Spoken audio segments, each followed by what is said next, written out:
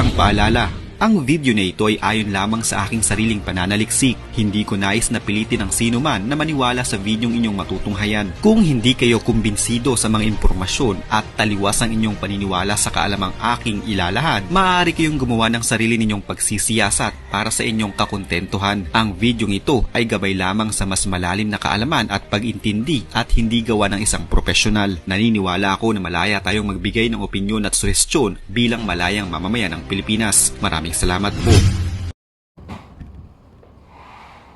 Magandang umaga, magandang tanghali, magandang hapon, saan ka mang parte ng mundo. Ako po si Bong Lustre, na bumabati sa inyo ng Merry Christmas and a Happy New Year. Gusto ko lang po sanang gawa ng reaction video yung sinasabi ni OG Diaz na si Catherine Bernardo at Daniel Padilla ay hiwalay na. Na si Andrea Brillantes daw po ang dahilan kung bakit naghiwalay si si Catherine Bernardo at si Daniel Padilla.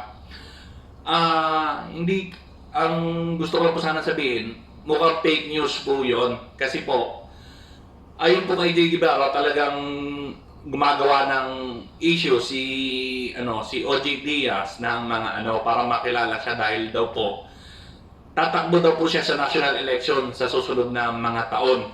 Hindi lang natin alam. Para gumanda yung pangalan niya at saka makilala siya.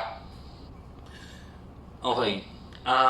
Una-una sa lahat, hindi po ako naniniwala sa sinabi ni OG Diaz na iwalay na si Catherine Bernardo at Daniel Padilla dahil po kilala natin yung mga Padilla na talagang malapitin ng mga babae.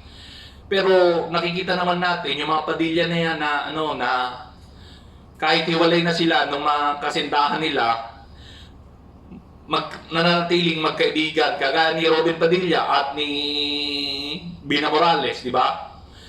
Magkaibigan pa rin sila di ba? Ganun lang po yun yung mga Padilla na yan. Pero hindi po ako naniniwala na naghiwalay na po yung yung idol natin na si Catherine Bernardo at Daniel Padilla.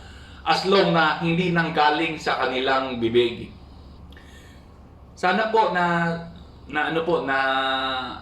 huwag tayong magpakalat ng fake news kagaya ng ginagawa ni OG Diaz na nagsasabi ng mga hindi kaakit-akit sa mga pandig na mga tao o sa sayang lang po yung mga subscriber niya na marami na ako po na talagang konti lang subscriber pero talagang totoo yung sinasabi ko na lahat ng sinasabi ko dito totoo. Hindi po kagaya ni OG Diaz na gumagawa lang po ng issue para mas maraming issue. Ako po, ang gusto ko lang naman po makilala ko na bilang ako